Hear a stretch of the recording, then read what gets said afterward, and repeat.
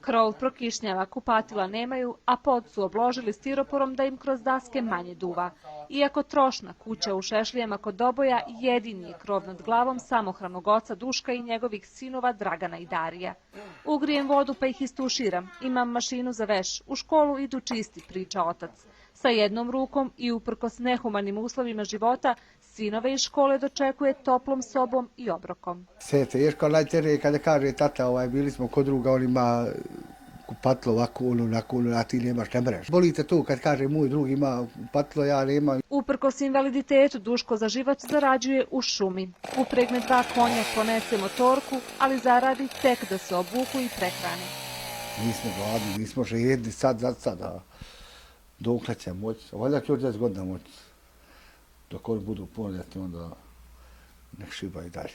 Dario je 3. razred, Dragan godinu stariji. Dan prije našeg dolaska kući je donio peticu iz matematike. Vrlo dobar je đak, a bezbrižno djetinjstvo i igru su zamijenile obaveze. Imam i da počistim kuću malo to i tako da mu pripomognem. Ima problema. Traju raditi zadaću i to. Pometu kuću, unesu drva, pomotaju veš dok dođem iz šume, priča Duško. O dječacima sam brine 5. godinu, od kada ih je majka napustila. Centar za socijalni rad tada je nudio da zbrine dječake, ali nisu željeli da se rastaju. Jedino što žele je uslovna kuća. Dok o njoj sanjaju i bez tračare u kojoj sada žive bi mogli da ostanu, jer ima 18 nasljednika, a tu su dobrom voljom jednog od njih.